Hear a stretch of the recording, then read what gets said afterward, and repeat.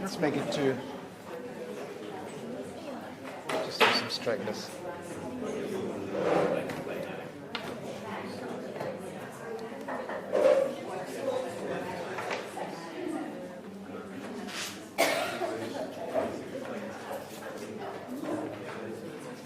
So, you don't want to talk from here, or do you want to talk from here? We're talking No, from here. over there. Because then we have to move everything a bit. Or we can either stand there or here. We can, when we move out, we can either stand over there or stand over I here. think it's good because most people look in this direction, so I think I'll move out of focus. Okay.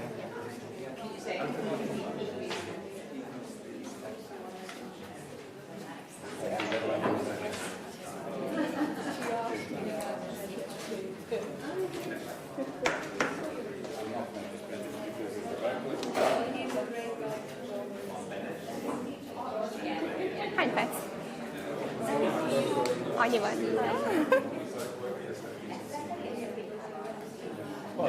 It's time. No, it isn't. Oh. Not according to my latest time. We'll wait for Agi and Zsuzsi to come.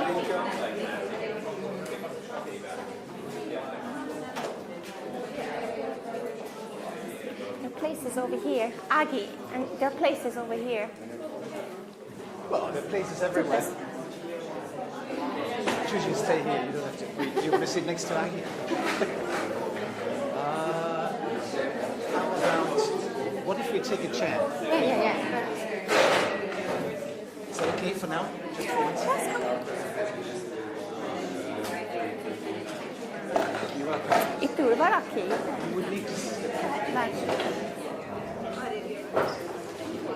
There's a place over there. There's a place over here as well. Will they get there? Yes, through there. Yep. Maybe if everybody could move one. Thank you. There's a place over here. You have to come Will you through. jump? Okay. Thank you. No. I double checked, sir.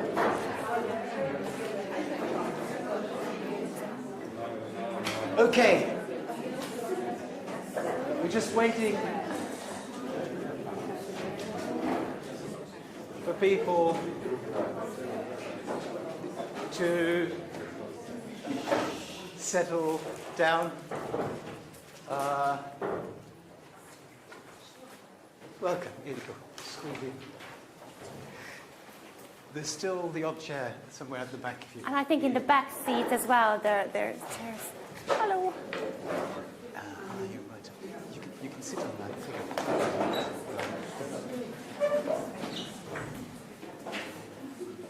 I mean, there's a chair here. So, good afternoon, actually. I can see some of you brought some food and a bit of drink. Feel free to continue your lunch or post-lunch. This is Sesto Margit, and my name is Uwe Pohl, and we're going to talk to you about something that is quite close to our hearts, and we gave it the title, Rethinking 21st Century Skills, Zooming in and Zooming out. When we looked through the program, we actually discovered to our delight that there are 6 presentations focusing on 21st century skills. So it seems this is something that's not just interesting to us, but to a lot of people. And I wonder why that is. We thought, because this is a workshop, we should start out with you. And as we have a few people coming in, see if you can stand or sit somewhere. The rest of you can already look at me and think with me. Maybe we can just establish a very broad baseline. Can you just shout in a couple of words you associate with 21st century skills, and I, to the best of my ability, try to write them up. Maybe not all of them, but I have a feeling we might have a shared notion of what is related to 21st century skills. So you can start. Try to catch. So, yeah, IT skills. Go ahead. Critical thinking. Evaluating sources. Collaboration. Evaluation sources? Or Evaluating evaluating sources.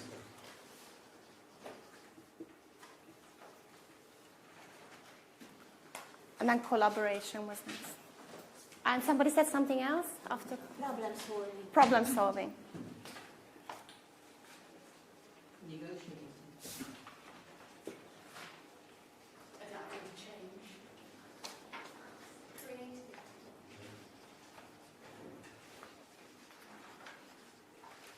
Presentation. There was also negotiating, if you want.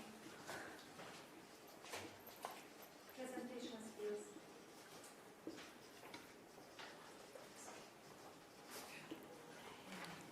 Somebody said creativity.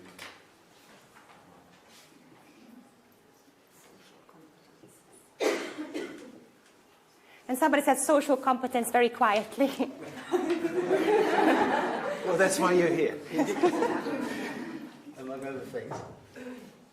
Social competence? Mm-hmm. Self-regulation.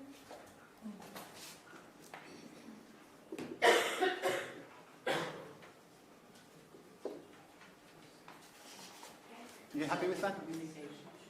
Assertivity or assertive communication. Assertiveness or, Yes, yeah? whatever. Can I offer that? Yeah, please.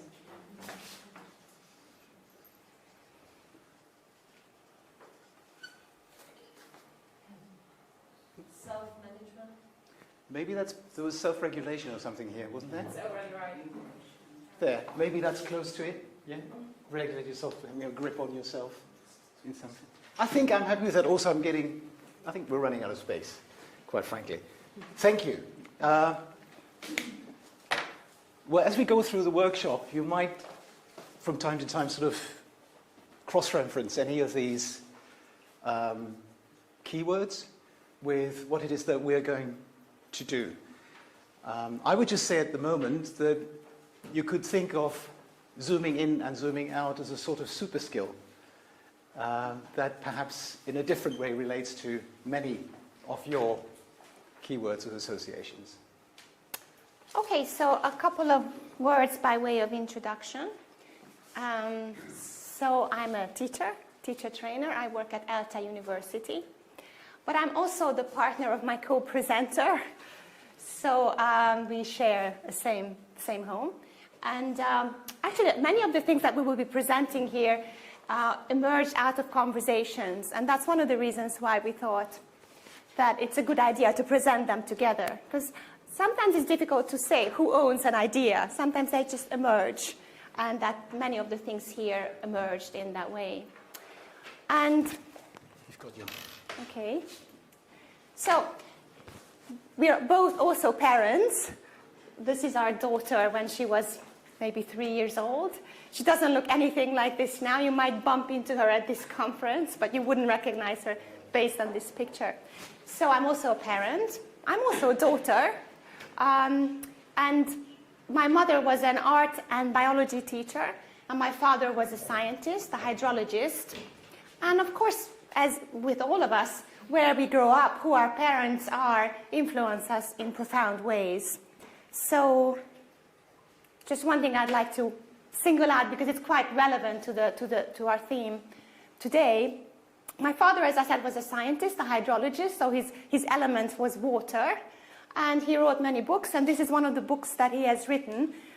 It's called Bolygónk véges türelme, meddig terhelhető a bioszféra, in Hungarian. So, limits to the patience of our planet. How far can we go on putting pressure on the biosphere? And we had lots of conversations at home related to the fact that we are putting a lot of pressure on our home, on our globe. So this has really got me to think, what can I do about this? I'm a language teacher. I'm not a scientist like my dad. So I've been doing a lot of thinking, and some of the outcomes of my thinking will become... And a couple of years ago, I was involved in a book that was also to do with culture. And Mark Andrews and the teachers that were involved in writing this book, we all felt that one way of understanding any culture is to start perhaps by zooming in, looking very closely at the people that we met, the host families people stayed with, a particular region, which was Devon then, and to zoom out also to the wider context of Devon and then the UK. So this metaphor of zooming in and zooming out has stayed with me beyond the work that I do and that I'm interested in culture and intercultural communication. But we're not only here as parents and as professionals in ELT, we're also here as people who are interested in kids and learners who are now growing up. And the question we're asking ourselves, what do they need in the 21st century? I think we're all getting a sense that this perhaps is a very crucial time we're all living through. And so we thought, why don't we focus our workshop on Gabi? If you're Hungarian, it would be Gabi. If you were German, it would be Gabi. Maybe there's a Gabi. Gabriella, there's probably the Italian version. So you might think of Gabi as sort of a generic for a student who sometimes is a she and a he. That actually works nicely in Hungarian, doesn't it? There's a Gabi and a Gabi, male and female. And the fact that Gabi, if we look at Gabi closely, he or she is an individual growing up at this time. And there's lots of things we can say about him or her.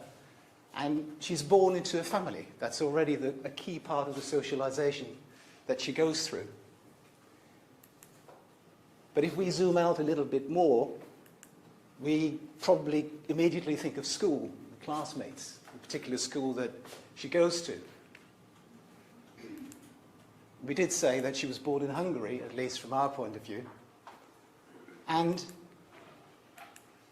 she is on this planet right now. And it seems to us that 21st century skills in some way for Gabi would need to be a way of connecting these different parts of who Gabi is and where she belongs, or begins to get a sense of belonging. Yeah, so one of the reasons why we wanted to start out with this little framework is that usually when we think of 21st century skills, we tend to think of workplace. So what skills do you need to be successful at the workplace? Perhaps even to get a job, interviewing skills, and then presentation skills and collaboration at the workplace. And these are very important skills, but we feel that they're not the only 21st century skills. So if we zoom in or zoom out, then we can appreciate that Gabi, to be successful and in this world, needs other skills as well. And in particular, I'd like to zoom out to the biggest circle, which we have kind of highlighted with the planet. And we have, as we are reminded quite frequently, we have entered a new age. In geological time, epochs or ages are quite long. So the last age was the Holocene age, which started about 11,000 years ago. And now geologists tell us that we've entered the Anthropocene age. So this means that human beings, Gabi, and about 7 billion other human beings who she shares the planet with, are having a profound impact on our globe. I mean, another way of saying it is that we are destroying our planet. And that there are many aspects to this, but we're just so many now. There's so many Gabis in this world, and we need so much, and our way of living is not sustainable. There are many figures that are often cited. One of them is that today we only have 20% of the forest that used to cover our globe. And all these big cities are eating into the planet. And of course we know the problems with pollution and with climate change. So there are lots of big issues that sometimes we need to think about, like it or not, because they're affecting us. And they're affecting the future of not just Gabi, but actually all 7 billion of us. So I'd like us to do a little activity to kind of appreciate this, zooming out to the big picture. And this activity is called the 8th day. So usually we think of a week as having 7 days. So a week goes Monday, Tuesday, Wednesday, Thursday, Friday, Saturday, Sunday, then it starts again Monday. But I'd like you to imagine that a week has 8 days. Not 7, but 8. So Monday, Tuesday, Wednesday, Thursday, Friday, these are the work days or the study days, depending on your age and what you do. And then Saturday and Sunday, well, it's for relaxation and family bit of planning. Sorry? And conferences. And conferences. This is, in fact, like an 8th day in many ways. And then comes the 8th day. And the 8th day is called Global Citizenship Day. And it doesn't just come once a year, it comes every 8th day. There is a day called Global Citizenship Day. And on this 8th day, people do things to become aware of the fact that they're also global citizens, in addition to being Hungarian, Romanian, whatever their nationality is. So I'd like you to think about, what are you going to do on this 8th day? Come up with a couple of activity types, which will help you to realize that you're global citizens. What will you do on your own? What will you do with others? You can join in to other activities, or you can organize activities yourself. Just have a little 10-second reflection on your own. So what are you going to do on this day called Global Citizenship Day? And you cannot work, and you cannot sleep. I know many people would just like to rest, but no, this is not for rest. This is for, I know, it's a shame, but no, you have to do something else, because it's called Global Citizenship Day. So have a little think on your own, and then turn to the people sitting next to you, and in pairs or trios, just have a little 1-minute chat about that. And make sure nobody's left out. So I usually say at this point, switch on your social awareness, which we all have. Switch it on. Look, anybody who wants to be included should be included.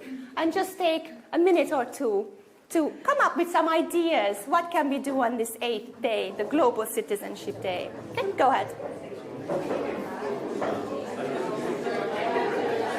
15 minutes? Yeah, I think we're okay so far. Yeah.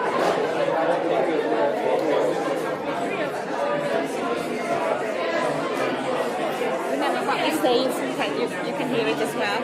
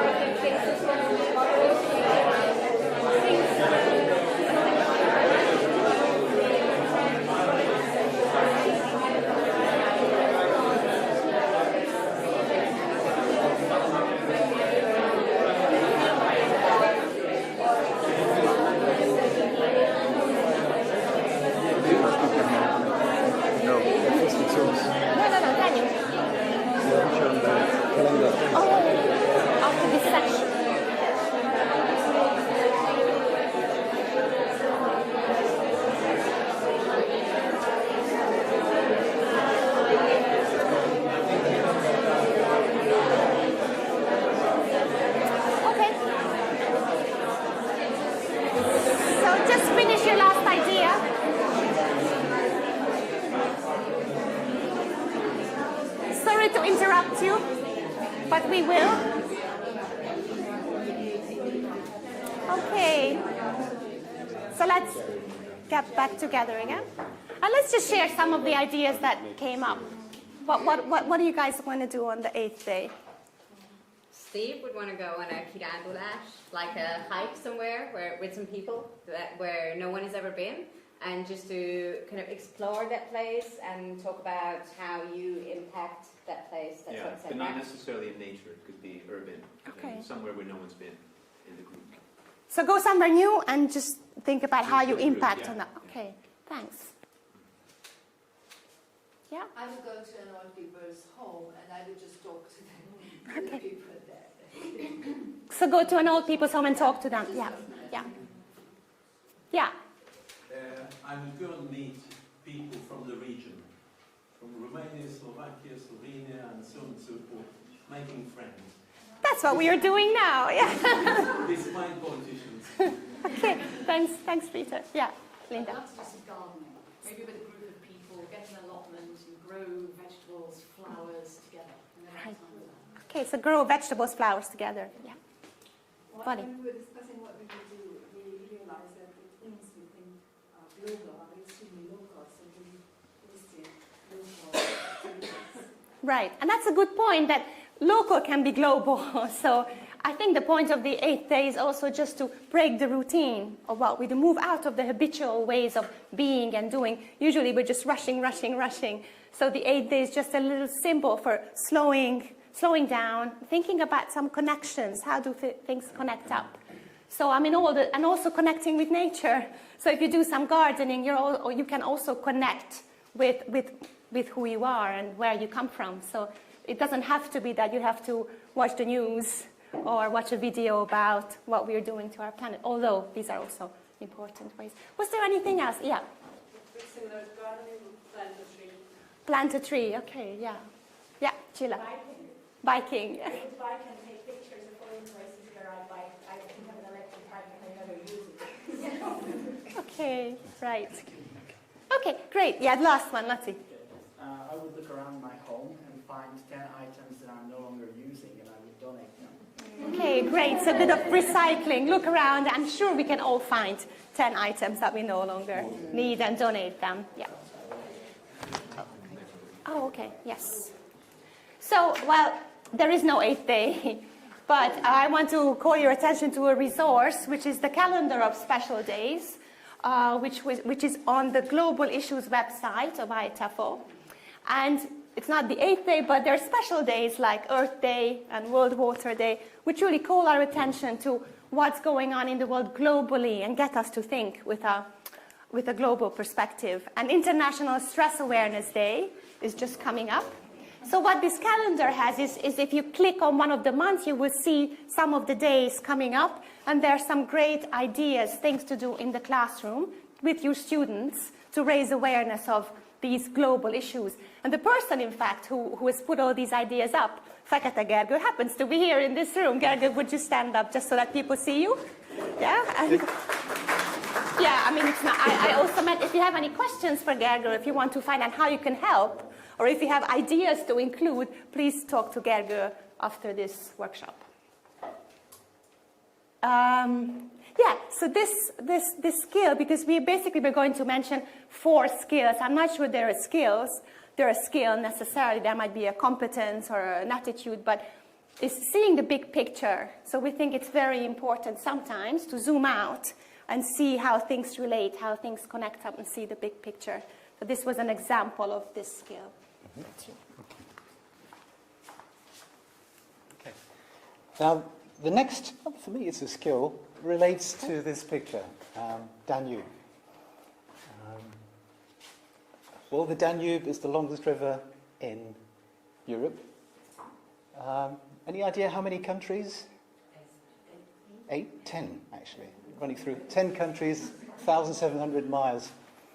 And it's very interesting because when Claudio Magris wrote this book in 1989, he was just traveling the region along the Danube, meeting people, talking to a whole range of people, socially, staying with families, and he thought the region was fascinating. But he was also quite shocked to find how much animosity was there with people who shared the river. But for some, in fact, the river was a border. And he was wondering about what it would need in a region like ours, as we go east in particular, for people to connect up rather than see themselves differently. Our friend Gabi is one person, and he has an identity. I said he was born in Budapest. He was born on the Danube, as it were. And what would it take for Gabi to feel proud or happy to be Hungarian and something else? To be open to the region, the countries around him, and the world. Friedrich Nietzsche once said something very clever, as he would. He said that insanity is rare in individuals, but in groups and parties and nations, it tends to be the rule. And on and off we get examples of that, when people cannot hold their identity loosely, but they identify it so much and they bound it with other people that madness arises, and one madness that it has effects that led to the death of an MP, Joe Cox, last year around the Brexit referendum. And it was an irony because Joe Cox was immensely proud and happy to be from Yorkshire, the UK. Her husband wrote a book for her called More in Common, a very apt title to honour her. And I really like what he wrote about her. She was proud of where she came from, Yorkshire, England, UK. One could add European. And she used that confidence in her roots to embrace the world. So there's no opposition between feeling good about where you were born, where your families come from, the things that you do because you're Hungarian or Czech or German. But the question is, how do we make sure Gabi can have that and remain open to the world around us as he steps back and looks at the region, the things we share, like a beautiful river called Danube that is called Duna and Donau, and I'm not sure other names out of the 10 countries that it flows through. So commonality is a thing, isn't it? Yeah, and we just wanted to do a little activity just to appreciate that there's so many things that unite us, and that we are part of so many groupings. So we'll just do a little activity just to kind of appreciate that a little bit. And it's called Stand Up If and Look Around. Okay, so I'm going to say a couple of statements. If they're true for you, stand up and just look around. And notice. And notice, yeah. So I'm going to ask you to stand up if you're a parent. Can I ask you to stand up? And look around. Just look around in the room. So, yeah, okay.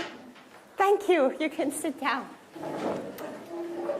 I'd like you to stand up if music is really important to you. Maybe you play a musical instrument, or you go to concerts, or music means a lot to you in your life. So that's quite a lot of us as well. Okay.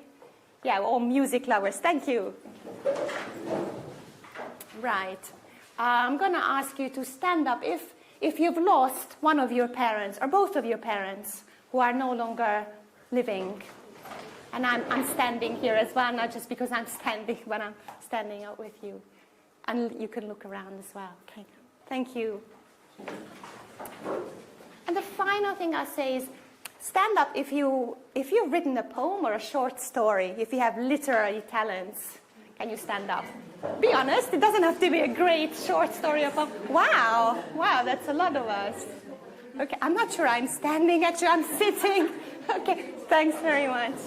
Okay, back to you.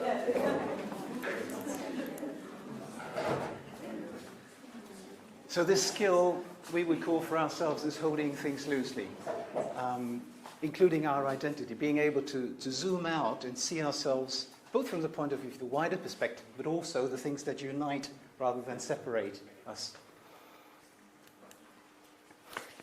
Now, in the work that I do with culture or intercultural communication, there's been a story with me for many years, which I just love. And I use it regularly, and I've used it with different age groups and different levels. And I thought I'd just very briefly share the story with you, and I'll tell you how it relates to our next skill. And once upon a time, there were two friends. They were really good friends. One was a tadpole, frog in the making, and the other one was a fish. Let's call him stickleback. And they were, ever since they were born, they were swimming around in a pool and had a lot of fun. And then one day, the fish, the stickleback, looked at his friend and said, "What's that stuff there on your body?" And the tadpole, "What do you mean, stuff on my body? These are my legs, stupid." And the fish said, "What are you talking about? You're a fish like me. You have no legs." So they started arguing. And of course, we get an idea that what would happen. And a week later, 2 weeks later, there would be hind legs and front legs.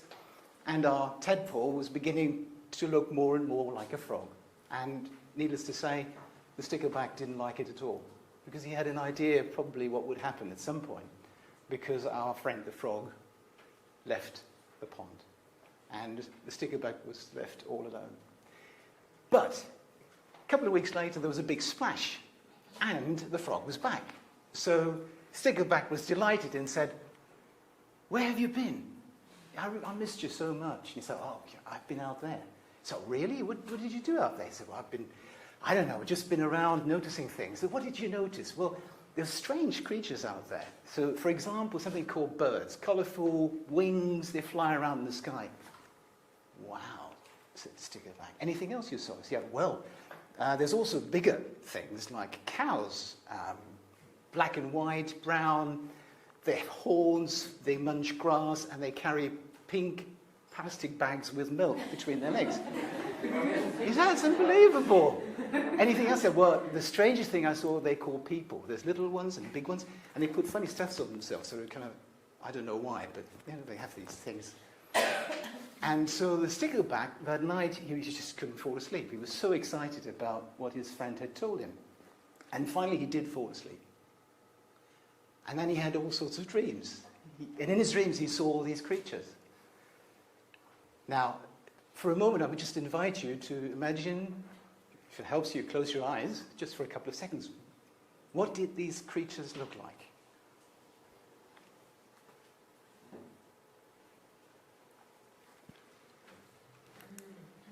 So here's our friend.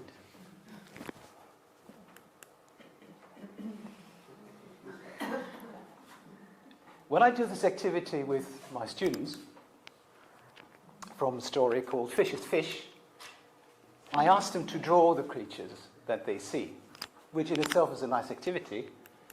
And it's exciting because as they collaborate, they start out somewhere on the right, and then they realize, well, hang on, that fish has never left the water. How can he see what we see? Cows and people, real people. And I then relate that. Have you had any fishy experiences when you went abroad? You had an expectation, and invariably there's loads. Okay? So the point is that an activity like this, for me, allows for students to realize the relativity of their vantage point. They were born somewhere. They can only see what they know to a certain extent. And invariably, people also judge from that point of view. So to realize you have a valid point of view, but others do too. And there are quite a number of such vantage points. So again, what you would need to learn is to be able to shift your perspective, because you know that your perspective is just one amongst many. How do I get to see what other people see? How do I find out where they come from in terms of their opinions, their judgments, their habits? Gobby, whatever happens politically, the world is going one way. And Gobby will grow up with classmates who are at least two cultures, more and more of them. They might have been born in Hungary, but their parents were not from Hungary.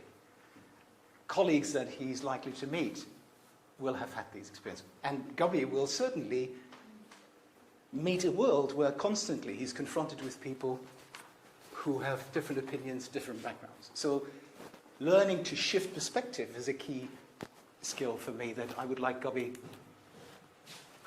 to learn. And he might have been born in a Christian family, Catholic, Protestant. But what does he do when he's confronted with equally strong believers from a very different creed? Okay. So this is number 3 of the skills, shifting perspectives. And there's one more that we would like to focus on. And you've taken the... I'm giving it back to you. Yeah, thank you. Yeah, and we'll tell you the name straight off this time. It's systems thinking.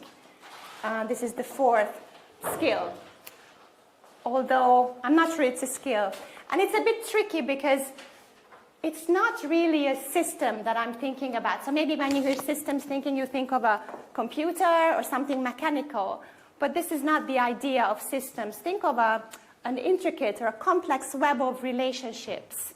That's really what's meant by systems thinking. So how parts relate in an intricate web of relationships. So it's a social system, a human system that we're thinking about. And it's not really thinking either. It's more intelligence, sensitivity, awareness. This is what we're looking at. And this is kind of, it's hard to have this awareness or this sensitivity. There are many things that go against it. And I will say a couple of words about that later, but just to appreciate a little bit what systems thinking is, or what this intricate web of relationships is, we're going to watch a short video. Some of you might know this. It was quite popular at some point. It was watched by a lot of people. It's an anti-bullying ad, a 1-minute anti-bullying ad. So we're not showing it for the novelty effect, but we're just asking you to consider, as you watch this anti-bullying ad, the web of relationships in this school that you will see in the next minute, and how it changes. So this is there are the ones who bully, and there's the one who's being bullied, but there are other people involved as well, and just watch how the dynamic changes.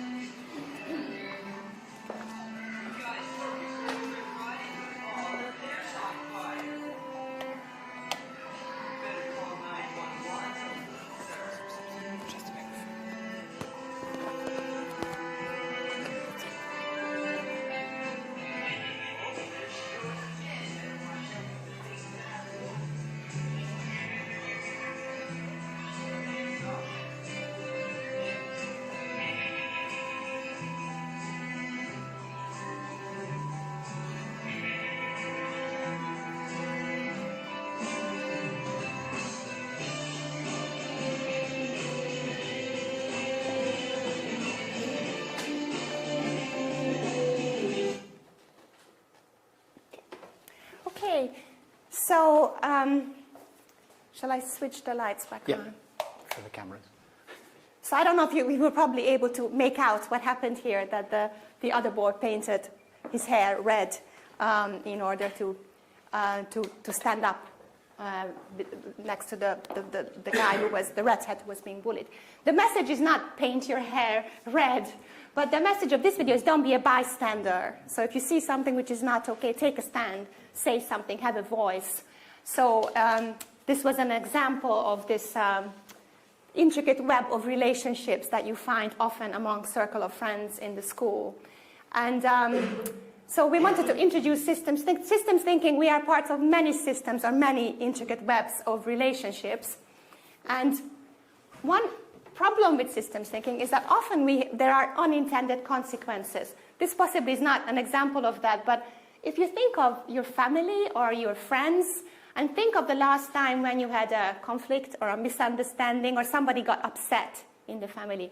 Maybe it never happens in your families, but if it happened to have happened, then bring that incident back. Chances are nobody wanted that. We don't want to upset people in our family, but it still happens. So this is a kind of systems blindness that we all have. And system blindness can happen because we're part of the system and it's emotional. So it's very hard to keep track of what causes what. It's not like a cause and effect relationship as in a mechanistic system, but lots of things influence the way people respond to our actions, and there are other people's actions. So this kind of having unintended consequences can often happen in families. And in a larger scale as well, there can be unintended consequences. Again, if we zoom out to the planetary level, nobody wants to pollute the planet. I mean, who would want to pollute the planet? Nobody does. Nobody wants to destroy our home, and yet it's still happening. And it's happening because we have this kind of systems blindness. And that's partly because the effects of what we're doing are long-term, and they're invisible. They're out of our reach. So we don't. If we saw it, of course, we wouldn't want to do that. I mean, who would want to destroy their home? Nobody would. So one of the problems with this, system sensitivity is that the problems are not visible, and we are blind to them. And so this is a picture to illustrate that. This is plastic pollution in the oceans. Just to remind us that some of the plastic bags that we use do end up in the oceans and do cause a lot of harm.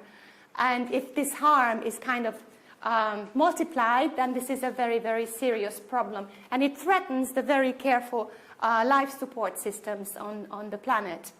And also systems thinking gets us to think about how to bring about systemic change. So with an issue like plastic pollution, we might say, well, okay, yeah, I'm not going to use plastic, or I'm going to avoid these one-time, only once-use plastic bags. And that's great. Or I'm going to recycle the plastic bags that I use. But at the systems level, change is much faster and much bigger. So you might know that California was the first state in the US that banned the use of plastic bags. So in the shops, there are no plastic bags. You can pay and get a paper bag, and there are these big plastic bags. So they're not completely banned, but they're not the once usable plastic bags. So we have to move out to think at systems level as well.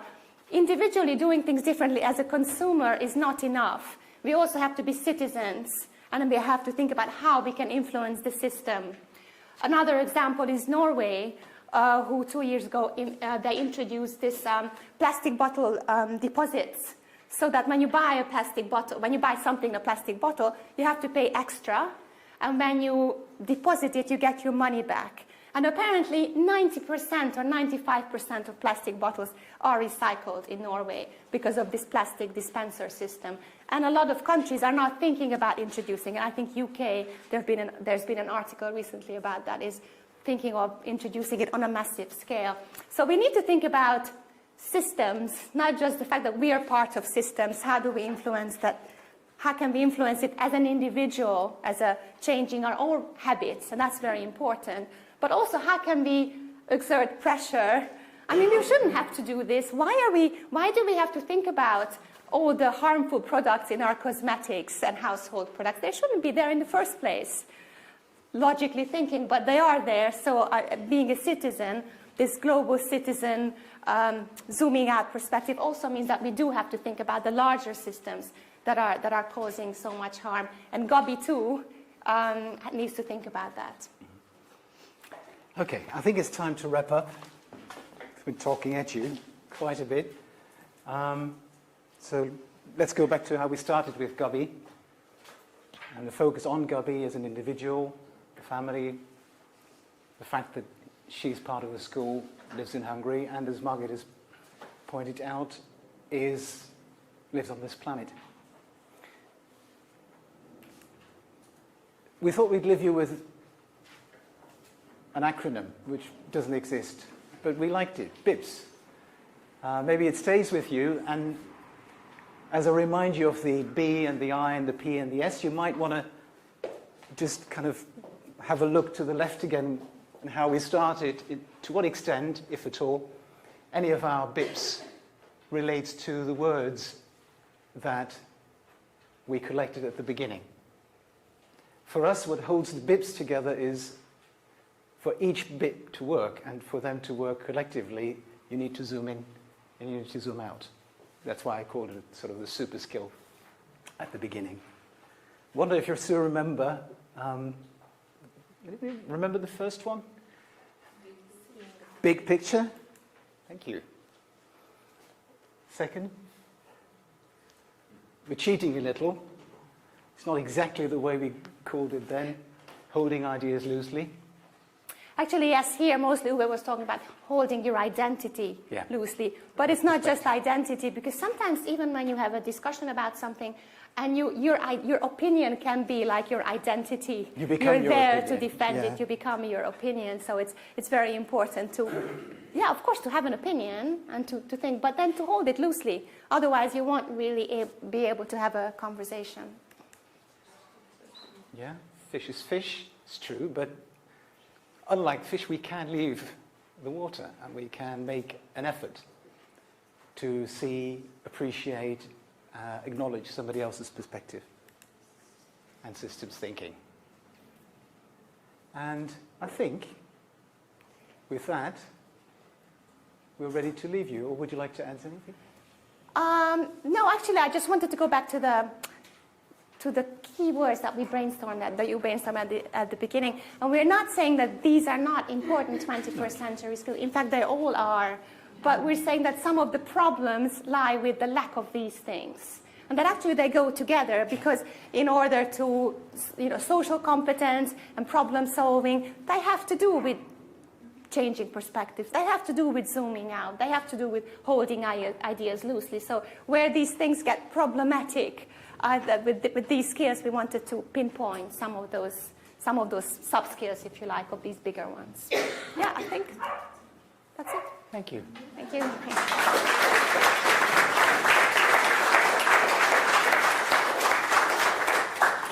And I think we finished a little early, so feel free to just stay a moment, if you can, and chat a little bit. Yeah, I mean, if you have any questions, we have 2 minutes. So if you have a question, but if you need to run. Comment. Once we've heard that it's over. Or just talk to each other. Yeah? So, thank you. Okay, thanks.